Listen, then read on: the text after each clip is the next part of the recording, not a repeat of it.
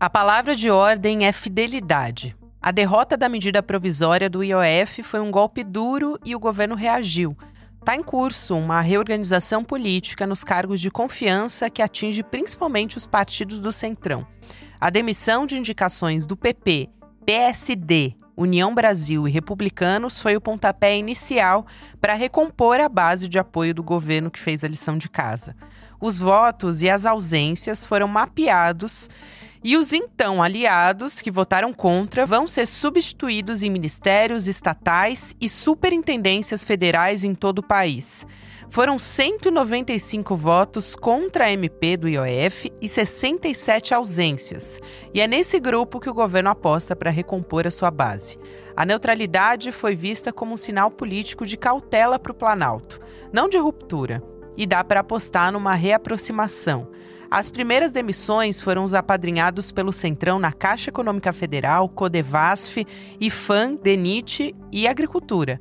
No bonde da exoneração, alguns nomes, apesar da rebelia partidária, podem se manter. Foi assim com o presidente da Caixa, Carlos Vieira, afiliado de Arthur Lira e que tem a simpatia do presidente Lula. A ofensiva pela fidelidade está de olho em 2026 e também nas chamadas pautas-bomba. As próximas exonerações devem acontecer nos Correios e outras estatais. Quem votar a favor, fica. Quem se alinhar contra o governo, sai. Quarta-feira, 15 de outubro de 2025.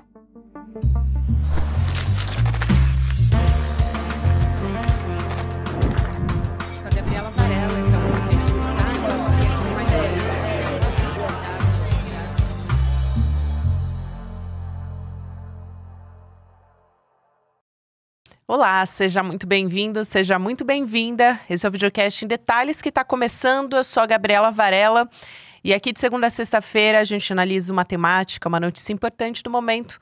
Hoje o meu convidado é mais uma vez o professor e cientista político Darlan Montenegro. Professor, bem-vindo.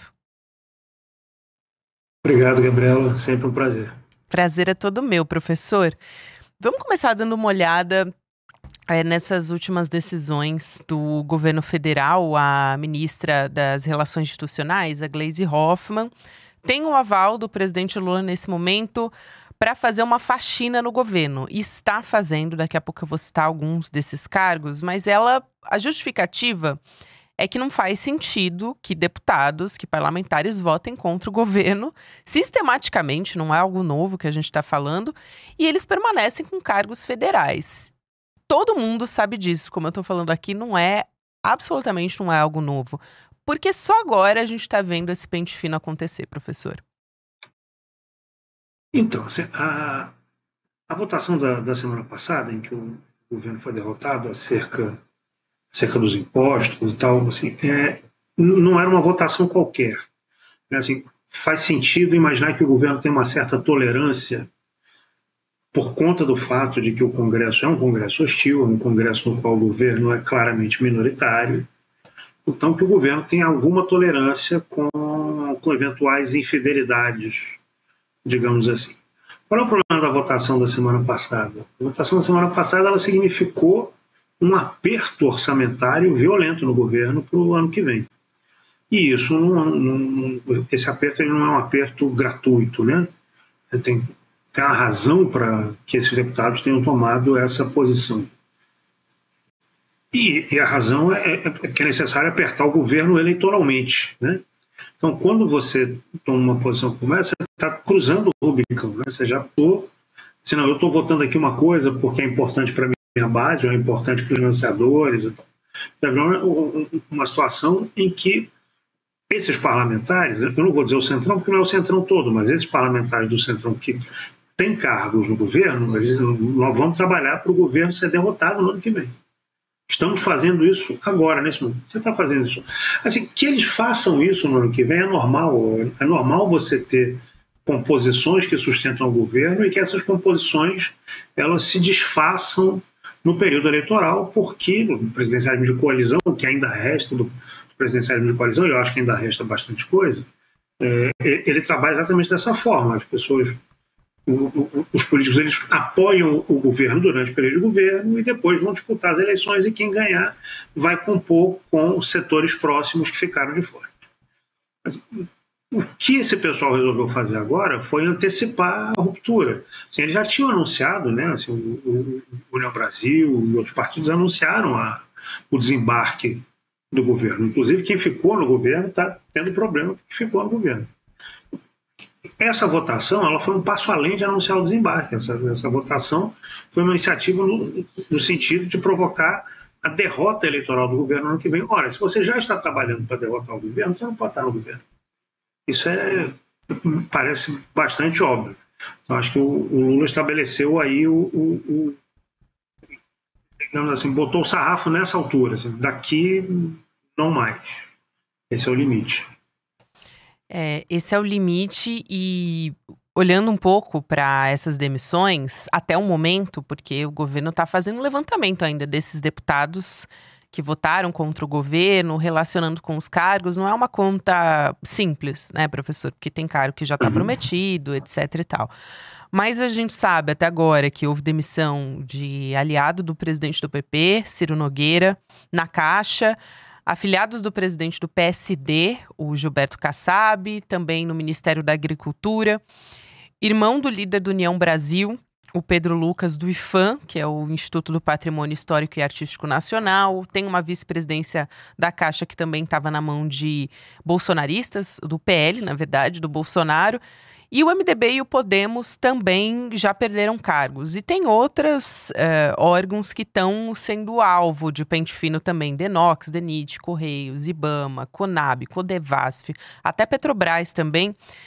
Eu te pergunto até onde podem ir, até onde vão essas demissões e qual é a avaliação do senhor pela escolha também dos locais desses cargos? São lugares, posições que são simbólicas politicamente? Algumas são simbólicas. IPHAN, por exemplo, é simbólico. A Caixa é muito mais do que simbólica, né? A Caixa é a Caixa. A Caixa tem recurso. E assim, até onde vão? Até onde podem ir? Assim, o limite, em última instância, são aqueles que vão estar com o Lula no ano que vem. E esses não vão sair. Assim, porque a gente fica, o Centrão faz isso, o Centrão faz aquilo. O Centrão, de fato, não existe, né? O Centrão é um campo amplo, mas ele não se movimenta conjuntamente, assim, é um aglomerado de interesses, assim, enquanto esses interesses estão juntos, eles andam juntos, mas de uma maneira geral eles não têm andado juntos ultimamente. E não têm andado juntos, em grande medida, por conta do governo e da situação do governo. O que eu quero dizer com a situação do governo? Quando saiu a última pesquisa de popularidade do IPESP, o Antônio Lavareda, diretor do IPESP, cientista político, ele usou um conjunto de expressões que são as mesmas que eu usei aqui na última vez que eu estive aqui no programa, acho que uns 2 meses atrás. Com certeza antes das boas pesquisas. Eu dizia o seguinte, ele falou a mesma coisa. Assim, o governo Lula no ano que vem, ele é no mínimo muito competitivo. E no máximo é o favorito. O Lula é no mínimo muito competitivo e no máximo é o favorito para o ano que vem. Hoje o Lula não é um candidato fraco, não é um presidente fraco, não é um candidato fraco. Ele é, se a gente falei isso da outra vez, vou falar de novo. Eu não gostaria de apostar dinheiro nessa história, mas se eu tivesse que apostar dinheiro na eleição do que vem, eu apostaria no Lula. O Lula está em melhores condições do que qualquer um dos seus possíveis adversários, inclusive o mais forte deles, que é o Tarcísio. Então, como o cenário do ano que vem é um cenário favorável para o Lula, assim, existe uma parcela muito significativa do Centrão, especialmente o Centrão do Nordeste, que vai ficar com o Lula, que vai apoiar o Lula independente da posição dos seus partidos. E, assim, de uma maneira geral, não serão expulsos, porque nunca foram expulsos, nunca houve disciplina nos partidos do Centrão a esse ponto, assim, de obrigar os seus partidários a obedecerem determinadas decisões. Isso não é comum na tradição deles e acho que dificilmente aconteceria agora. Uma parcela significativa de PP e União Brasil no Nordeste vai apoiar o Lula. Então, assim, o corte vai estar aí. O corte, assim, aqueles que já anunciaram que vão sair.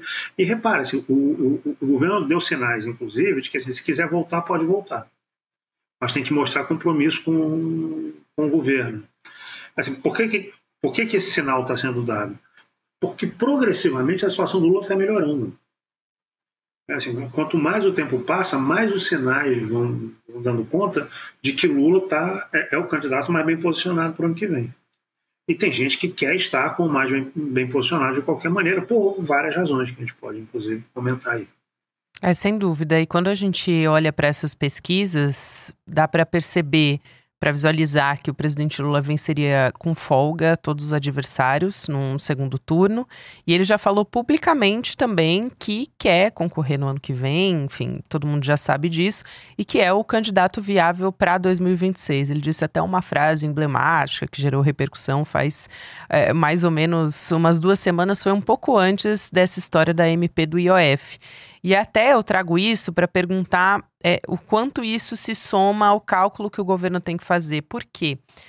O que a gente quer saber depois desse pente fino, que até o ICL, a reportagem do ICL apurou, que o que está se dizendo é que a Gleisi vai meter a faca mesmo, né? Nem pente fino que se usou nos bastidores. Mas é isso que ela está fazendo no fim das contas. Pegar as pessoas que não são confiáveis e tirar para reacomodar e conseguir os votos que são necessários. Hoje o governo Lula sabe que não tem voto suficiente para aprovar uma PEC na Câmara dos Deputados, por esses cálculos, mas pode conseguir medidas provisórias e projetos de lei na casa também.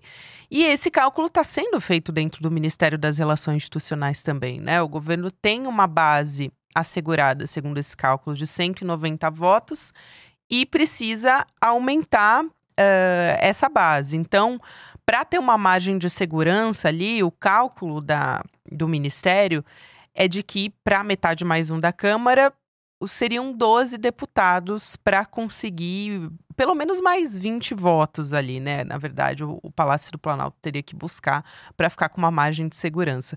O quanto que a popularidade do presidente Lula e essa maré que tem sido muito boa também vai se refletir nesse cálculo que o governo precisa fazer. Porque já tem ministro dizendo, vou ficar, inclusive, contrariando seus partidos, né? União Brasil e o PP também.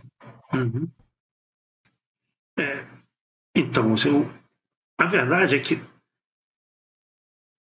essa parcela do Centrão que decidiu bater de frente com o governo de forma mais dura, eles anteciparam a eleição, certo? Assim, eles anteciparam um quadro de disputa que tradicionalmente aconteceria ali pelo início pelo pós-carnaval do ano que vem. Né, assim, quando o ano começasse para valer nas casas legislativas, esse processo de rompimento ele aconteceria e é normal e acontece sempre. Assim, eles decidiram antecipar, por quê? Porque eles sabem que o Lula é forte e porque eles decidiram tentar enfraquecer o Lula. Você tirar dinheiro do Lula durante o ano eleitoral, você tirar dinheiro do governo, a capacidade do governo. Assim, se você faz o governo, você cria um buraco de 30 bilhões para o governo vai ter que tirar esse dinheiro de algum lugar e a expectativa deles é que com dificuldade para conseguir novas fontes, algumas novas fontes o governo deve conseguir, mas com dificuldade para tapar o buraco todo, o governo acaba cortando em programas que são populares e que rendem, obviamente, votos para o governo no final das contas. Então eles saem antes e tentam sabotar o governo. Isso não é exatamente uma novidade, assim, a ideia de sabotar o governo ela está funcionando o tempo inteiro, assim, o Banco Central fez isso com o governo e criou constrangimentos, inclusive, para a nova gestão do Banco Central desde o início do governo Lula, o Banco Central do Roberto Campos, que vinha da gestão anterior, vinha do governo Bolsonaro. Então, essa ideia de você constranger financeiramente o governo, constranger orçamentariamente o governo, tem um objetivo, obviamente, eleitoral. O governo não pode fazer política não pode ter dinheiro para fazer política. Isso é também deve ser levado em consideração no sentido mais amplo, mais macro da discussão, isso é uma postura antidemocrática. Assim, você constranger o governo a fazer política significa impedir que o governo que foi eleito faça a política que a maioria da população quer.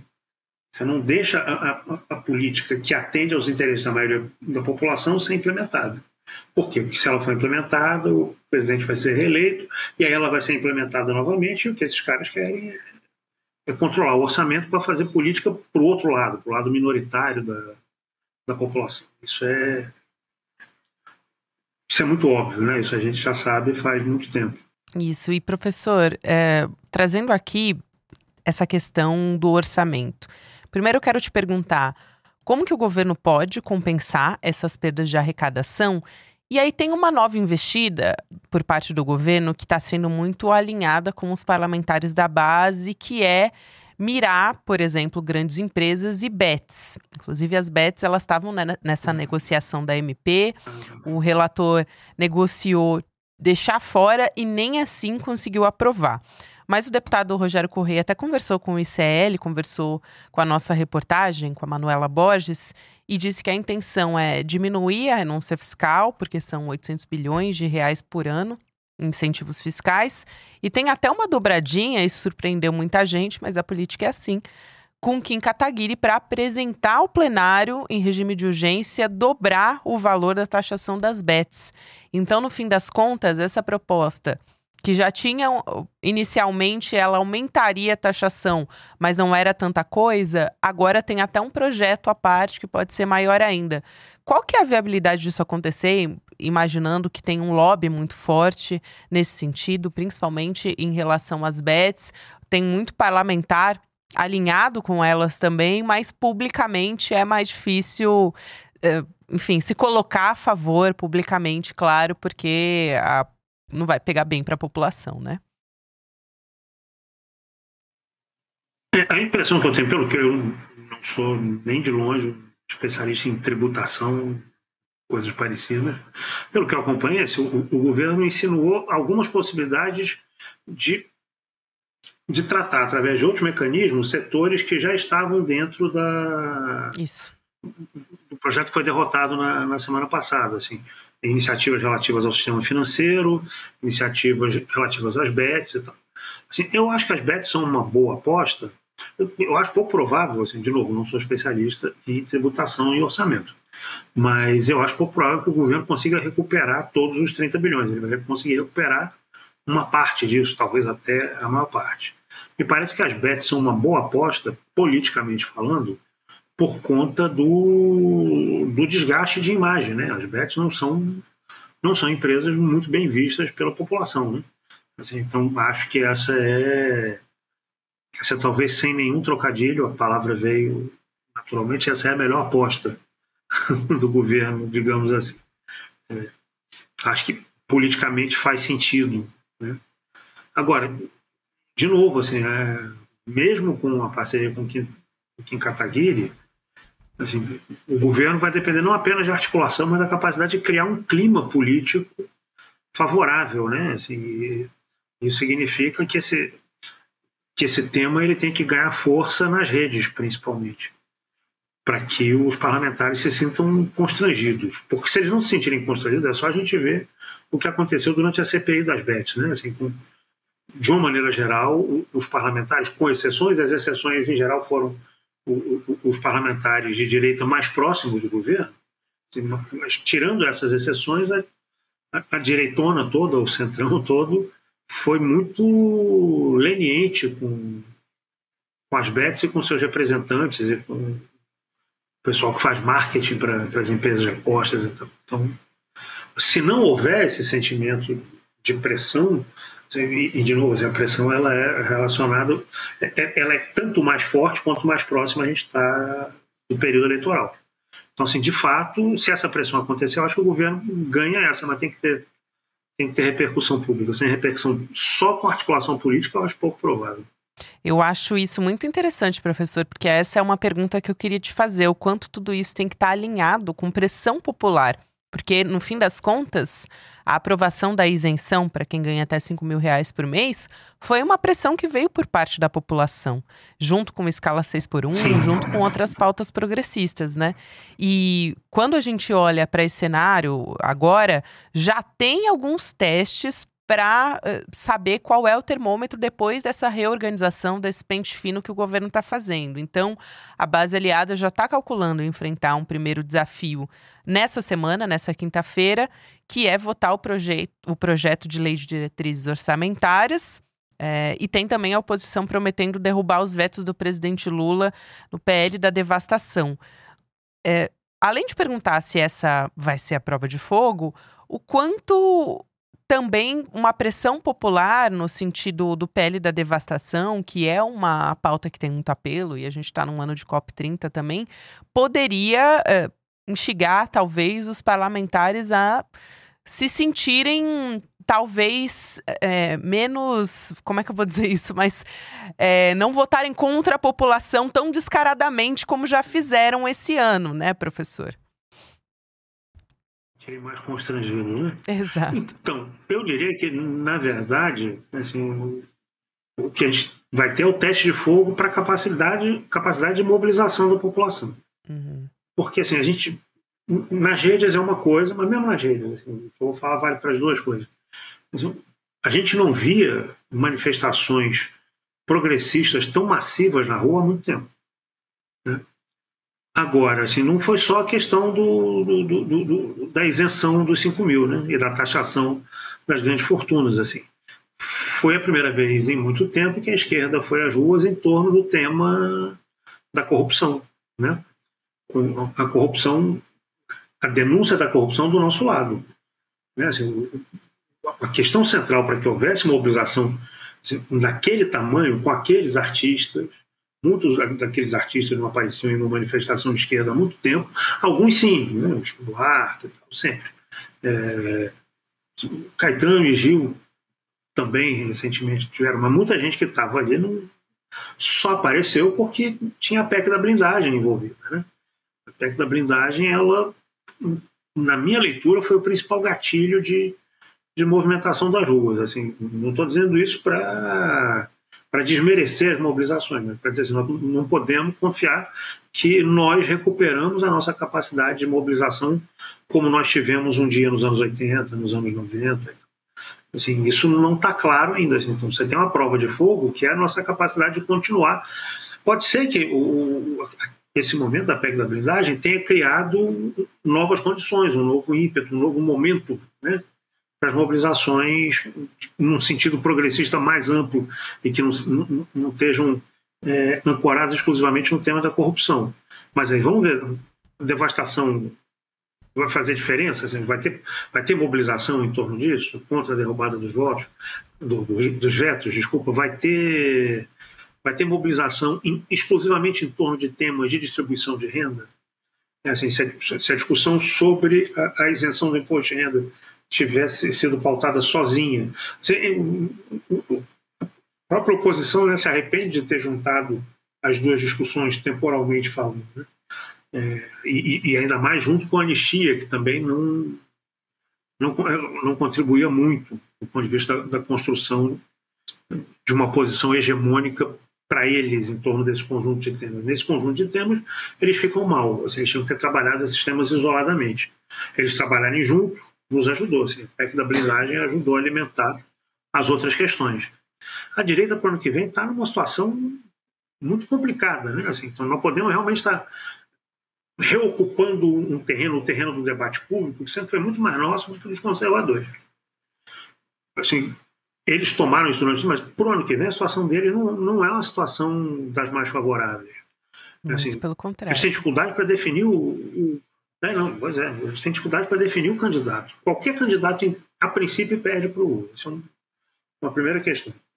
A outra questão é, você tem uma figura, que é o Eduardo Bolsonaro, ele não está sozinho, tem outras pessoas com ele, assim, que tem um objetivo, talvez, vou usar muitas aspas aqui, que é o objetivo mais puro assim, desse campo da direita. Nós temos que preservar o nosso movimento. O movimento da extrema-direita que eles construíram, que é ideológica, etc. Essa é a posição dele. E é uma posição que não combina com a posição de mais ninguém, nem com o pai dele. Assim, por quê? Qual é o objetivo do pai dele? É que tirem ele da prisão no próximo mandato. O Lula, obviamente, não vai tirar. Então, ele quer alguém que tenha chance de ganhar. O Eduardo não tem a menor chance de ganhar. Um Bolsonaro não terá a menor chance de ganhar. Quem tem alguma chance de ganhar? O Tarcísio. Então, o Bolsonaro quer o Tarcísio. O Centrão, a parte majoritária do Centrão, que não vai para o Lula, quer muito o Tarcísio. Né? Assim, por quê? Porque o Tarcísio é um candidato forte deles. É um candidato com alguma chance de vitória. Bolsonaro quer porque ele tem alguma chance de vitória. O Centrão quer porque ele tem alguma chance de vitória e porque ele é forte de qualquer maneira. Assim, independente de com quem o Lula concorrer no ano que vem, o Lula pode ganhar no primeiro turno. Se for um candidato fraco da direita, o Lula ganha no primeiro turno. Assim, e ganhar no primeiro turno é um desastre para a direita, assim, de vários pontos de vista. É um desastre porque o Lula vai ser muito mais forte, é um desastre também porque isso tem um efeito sobre a eleição de parlamentares. Um candidato da direita forte é importante, ainda mais depois que, na era Bolsonaro, a direita nacionalizou as eleições parlamentares. Quem fazia isso tradicionalmente era a esquerda. A direita ia sempre, vamos discutir as questões aqui do meu reduto eleitoral. A direita nacionalizou com o Bolsonaro, é tudo ideologia. Todo debate é ideológico, todo debate é nacional. Se eles tiverem um candidato fraco no ano que vem, o Lula puxa para o debate nacional e elege um monte de gente. E aí e no meio disso tudo você tem o Tarcísio. Assim, eu acho que, do ponto de vista do Tarcísio, a melhor coisa é continuar no governo de São Paulo. É muito melhor do que sair candidato para perder para o Lula, para provavelmente perder para o Lula. Mas o Bolsonaro quer que ele saia, pela chance que ele tem de ganhar, e o Centrão quer que ele saia porque ajuda a eleger mais parlamentar. Sair com o Ratinho Júnior não é um bom negócio. Tarcísio é um bom negócio. Para o Tarcísio, o bom negócio seria garantir 4 anos de mandato. Assim, ele pode ficar 4 anos sem nada. E sem nada é tipo assim, o Lula fica 4 anos sem nada. O Lula fica 12 anos sem mandato, com 2 anos na cadeia, volta e é eleito novamente. O Tarcísio não é isso, né? O Tarcísio, 4 anos sem mandato, um monte de gente ultrapassa ele. A situação para a direita no ano que vem é muito difícil. E isso complica essa lógica parlamentar. Né? Assim, por exemplo, o Eduardo Bolsonaro está querendo criar um movimento que pode ser contrário ao pai dele. Assim, isso é uma ameaça séria de que os caras vão divididos para o ano que vem. Mais uma vez, Lula forte. Lula forte é um polo de atração. Eles estão tentando enfraquecer o Lula. A votação da semana passada foi uma votação para enfraquecer o Lula candidato, principalmente. Esse é o objetivo. Mas, ainda assim, o Lula segue sendo o favorito e é o principal polo de atração para o ano que vem. Excelente, professor. Acho que esse cenário, essa leitura de cenário diz muito sobre o momento. Muita coisa ainda pode mudar, claro, até 2026, mas fato é que a direita está muito bagunçada e importantíssimo a gente ter essa conversa nesse momento para ter a leitura de como agir daqui para frente, né? E como tem que ganhar campo à esquerda e mobilizando as pautas também. Muito obrigada, professor. Sempre um prazer te receber aqui no Em Detalhes. Eu é que agradeço o convite, também é sempre um prazer estar aqui conversando com vocês. Até uma próxima oportunidade, professor Darlan Montenegro, que é cientista político, conversando aqui no Em Detalhes junto com a gente. E nessa semana estamos de aniversário, 5 anos de CL, hein, gente? 5 anos que estamos democratizando o conhecimento e temos aqui várias comemorações que a gente está trazendo. A gente vai celebrar esse momento tão especial e lançando uma oferta exclusiva e inédita que é o ICL Vitalício. Como membro vitalício do ICL, você garante acesso para sempre mesmo, a plataforma de assinantes do ICL para você e para sua família toda. Então, são mais de 400 conteúdos exclusivos. A gente tem documentário, a gente acabou de lançar nosso documentário original da Argentina. Tem cursos de diversas áreas para você e para sua família fazer. Tem também documentário internacional, nacional, filmes que você encontra aqui. Você vai lá em detalhesicl.com.br, garante a sua assinatura do ICL Vitalício e também dá para ficar por dentro do que está chegando por aí, porque em breve a gente vai ter novidade. A gente só tem 1000 vagas, então fique esperto para você não perder, porque quando acabar, acabou, tá bom? Então agora a gente vai para o Mercado Investimentos, depois tem o Rolê ICL e você pode ouvir o Em Detalhes em qualquer momento do seu dia também nas plataformas de áudio. Até amanhã! Vai para a Argentina, Carajo levantou uma pergunta que ninguém conseguiu responder. O Milei é um gênio econômico ou apenas mais uma cobaia neoliberal da extrema-direita? No dia 16 de outubro, 5 influenciadores vão enfrentar diretamente essa pergunta num debate mediado por Caroline Sardá e William De Luca. Serão diferentes visões, argumentos e provocações em torno de um mesmo tema. O que de fato está acontecendo na Argentina? E o que isso diz sobre nós, aqui no Brasil? O evento será gratuito, online e ao vivo.